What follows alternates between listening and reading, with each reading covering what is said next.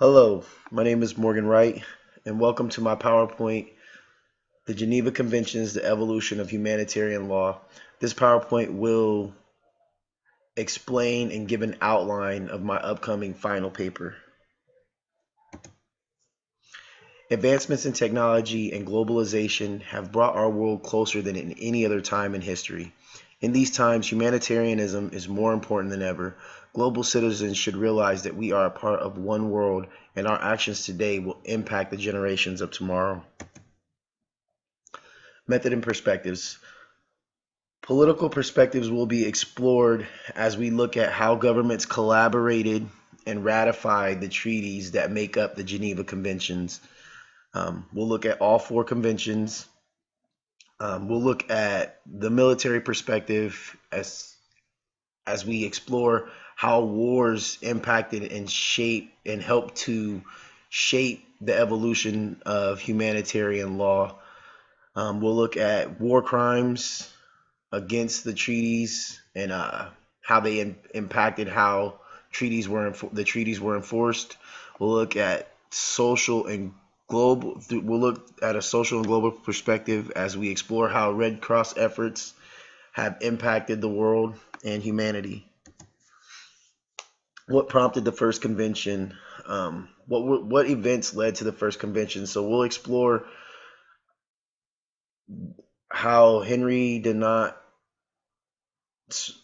looked at the thousands of soldiers left on the battlefield after the Battle of Solferino, and how that would eventually lead to him founding the Red Cross in 1863, and that would ultimately lead to the first Geneva Convention of 1864, where the first treaties would actually be ratified. We'll look at how many and which countries ratified those first treaties, the first treaty of the first Geneva Convention.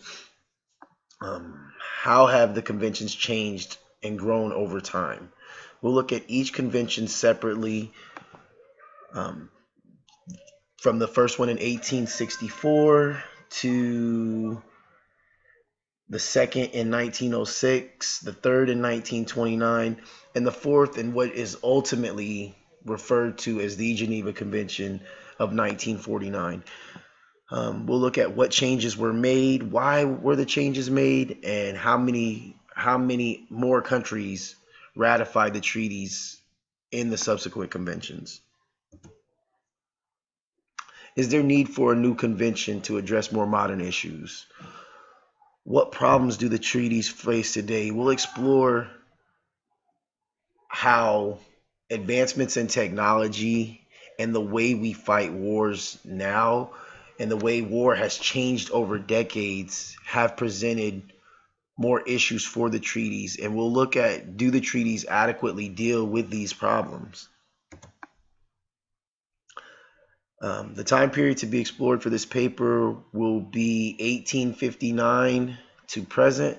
This paper will have a predominantly political perspective as it explores all four conventions and the three additional protocols. The reason for the predominantly political perspective is when you're talking about treaties and humanitarian law, it has taken a lot of collaboration of a lot of different governments to ratify the treaties. So in the military wars that have been fought, it's just, you can't help but have a predominantly political perspective when looking at the history of humanitarian law. These are four of the resources that have been explored so far. There will be many more to come as there is a lot of information on this subject. Look forward to finishing my paper, and I hope you found this PowerPoint informative and entertaining. Thank you.